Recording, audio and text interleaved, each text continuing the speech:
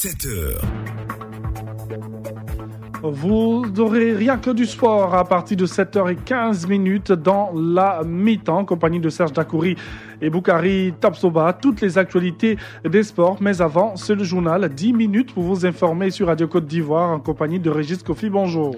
Bonjour Thierry Angeval, bonjour à toutes et à tous. Madame, monsieur, voici les titres. Face à la pénurie d'eau à Boaké, des forages sont construits en urgence. Les travaux de renforcement du réseau de distribution du liquide précieux ont démarré pour permettre aux populations d'avoir accès à l'eau potable. Les militaires de Côte d'Ivoire appelés à respecter les droits humains. Plusieurs sessions de formation ont lieu actuellement au profit des officiers et sous-officiers des grandes régions militaires de Côte d'Ivoire afin de doter notre pays d'une armée républicaine. On en parle dans notre dossier du jour. Human Rights Watch dénonce les tactiques d'intimidation et de répression mises en place par les autorités au Burundi envers les opposants. Fausse accusation, rétorque le premier vice-président du Burundi qui évoque un complot contre son pays. Et puis le président cubain Raúl Castro s'apprête à céder le pouvoir ce jeudi. L'homme qui devrait lui succéder est son premier vice-président, Miguel Díaz-Canel. Bienvenue sur le journal, dans le journal sur la radio numéro 1 sur l'info le sport. La Direction générale des impôts a réalisé des recettes brutes de 466,7 milliards de francs CFA au premier trimestre 2018. Oui, ce résultat pour un objectif initial de 464,8 milliards de francs CFA, soit un écart positif de 1,9 milliard de francs CFA. L'information a été livrée ce mercredi à Abidjan par son directeur général Ouattara Siabou à l'ouverture du séminaire bilan du premier trimestre 2018 de cette administration fiscale ivoirienne. Pour l'année 2018, donc, c'est un montant de 2263,4 milliards de francs CFA de recettes à mobiliser qui a été fixé à la DGI. Et le progrès réalisé par la Côte d'Ivoire dans le domaine économique, salué par Albert Zefac. Il est l'économiste en chef de la Banque mondiale pour la région Afrique. C'était hier, en marge de la présentation du rapport de l'institution sur la situation économique en Afrique. Selon lui, la Côte d'Ivoire a démontré que la baisse du cours des matières premières ne devrait pas être une fatalité, d'autant qu'en dépit de la chute des cours du cacao, principal produit d'exportation du pays, la Côte d'Ivoire a réalisé une croissance de 7,4% en 2017. 6 jours après le passage du ministre des Infrastructures économiques dans la ville de Boaké pour s'imprégner de la situation de l'eau qui y prévaut, les premiers forages sont en construction en attendant le raccordement du Bandama à la Loka. Pour le préfet de Sakassou, préfet de la région de Béké par intérim, le lancement des travaux de forage va profiter aux populations. Koulibaly, Grando. Monsieur le ministre a pris des mesures. La première des mesures, c'était dans un premier temps ravitailler les populations en eau à partir des citernes, ce qui est en train d'être fait depuis le début de la pénurie d'eau. La deuxième mesure qui était envisagée, c'était de faire des forages pour renforcer le réseau. Et aujourd'hui, c'est le lancement des travaux de ces forages. Les travaux ont commencé, les forages sont en train d'être faits pour justement soulager les populations. Donc, face à cette situation, le gouvernement n'est pas resté les bras croisés. C'est le résultat de tous les efforts que le gouvernement fait qui sont en train d'être concrétisés aujourd'hui sur le terrain avec le lancement des travaux des forages. La direction régionale des eaux et forêts de la région du Tonkpi a un nouveau directeur. Il s'agit du lieutenant-colonel Jean Yapo Évariste, précédemment directeur départemental du Bafing, qui remplace le colonel Doua Angel, appelé à d'autres fonctions à l'inspection générale. Le tout nouveau directeur régional s'engage à lutter contre les fléaux qui minent la flore et la faune, des fléaux qui, selon lui, menacent notre équilibre vital. Lieutenant-colonel Jean Yapo Évariste. Nous sommes dans le cadre du changement climatique. Les effets collatéraux sont nombreux, donc les défis sont nombreux. Nous sommes dans une zone où il y a eu beaucoup de choses. Pendant la crise, toutes les forêts ont été détruites. Les flancs de montagne sont presque à nu. Il nous incombe de faire en sorte que nous puissions reconstituer notre couvert forestier à un taux de 20% qui est autorisé. Nous allons sensibiliser nos parents, sensibiliser toutes les populations, toutes les couches sociales, pour permettre à l'ensemble des Ivoiriens de comprendre qu'il est important de reboiser, il est important de mettre fin au feu de brousse et il est important de mettre fin au phénomène de sillage à façon. Et les conducteurs routiers de l'Afrique de l'Ouest s'apprêtent à rendre hommage au président de la République le 21 avril prochain. Et en prélude à cette cérémonie, la Confédération des syndicats des conducteurs routiers d'Afrique de l'Ouest a animé une conférence de presse.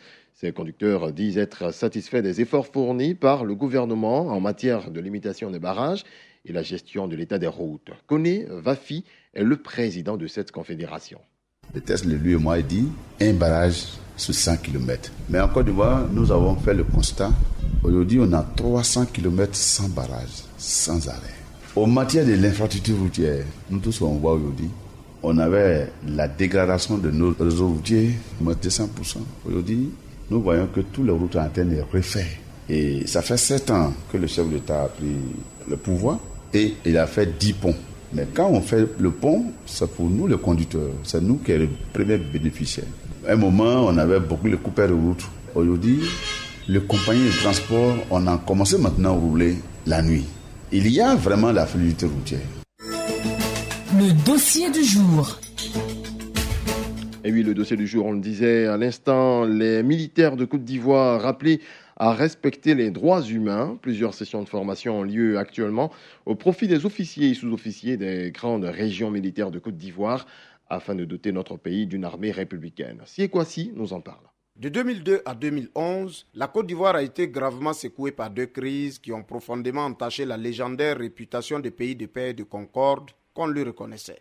Depuis, le pays a été inscrit par les Nations Unies sur une liste dite de la honte, la liste des pays où les violences sexuelles ont été utilisées comme armes de guerre. Depuis le 15 mai 2017, le pays a été retiré de cette liste de la honte pour les nombreux efforts consentis par le gouvernement dans le sens de la sauvegarde des droits humains. En organisant donc cette session de formation au plan national, la CADA, Coordination africaine des droits de l'homme pour les armées, vise un objectif majeur pour la Côte d'Ivoire émergente. On écoute Massouma Dosso, intérimaire de cette coordination. Une chose est de sortir, mais une autre chose est de s'y maintenir. Nous cherchons toujours à maintenir notre pays hors de la liste de la honte. Pour la préservation de l'image positive de la Côte d'Ivoire à l'étranger en matière des droits de l'homme, la CADA bénéficie du partenariat de World Federalist Movement Institute for Global Policy, Mouvement fédéraliste mondial, Institut pour la gouvernance. Ali Ouattara en est le point focal régional Afrique francophone. Notre structure est un mouvement qui a été créé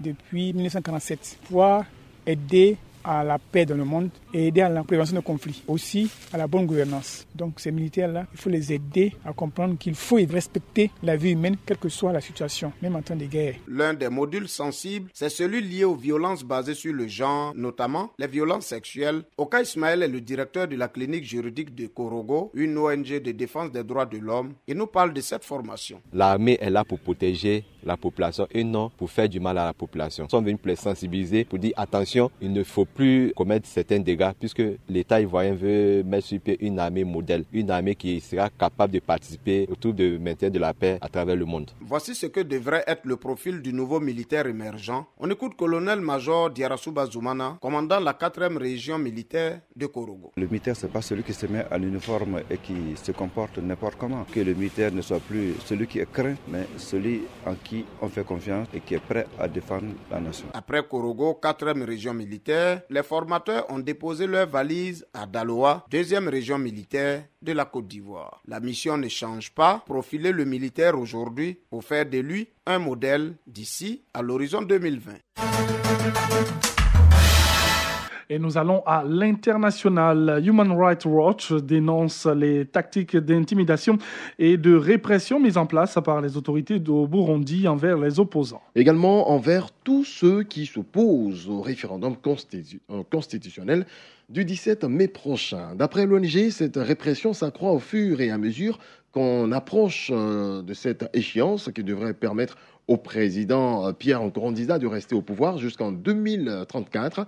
Des accusations rejetées en bloc par le premier vice-président du Burundi qui évoque un complot contre le Burundi. Et allons-y à Cuba. L'île se prépare à vivre l'après-Castro. C'est un moment historique. Fidel puis Raúl Castro, les deux frères ont dirigé l'île communiste depuis la révolution de 1959. 6 décennies plus tard, le régime communiste est toujours au pouvoir, mais Raoul va passer la main. Depuis ce mercredi matin donc, les députés sont réunis pour plusieurs jours. Ils doivent nommer plusieurs personnalités à des postes clés, dont celui de chef de l'État. L'homme qui devrait succéder à Raúl Castro est son premier vice-président, Miguel Díaz-Canel, un pur produit du système cubain qui, à 57 ans, n'a pas connu la révolution. Voilà, c'est la fin de ce point complet sur l'actualité. Coup d'œil à présent sur les grandes articulations. Face à la pénurie d'eau, à Bouaké, des forages sont construits en urgence. Les travaux de renforcement du réseau de distribution de liquides précieux ont démarré pour permettre aux populations d'avoir accès à l'eau potable. Human Rights Watch dénonce les tactiques d'intimidation et de répression mises en place par les autorités au Burundi envers les opposants. Fausse accusation, rétorque le premier vice-président du Burundi qui évoque un complot contre son pays. Et puis, on le disait à l'instant, le président cubain Raúl Castro s'apprête à céder le pouvoir ce jeudi. L'homme qui devrait lui succéder est son premier vice-président, Miguel Díaz-Canel.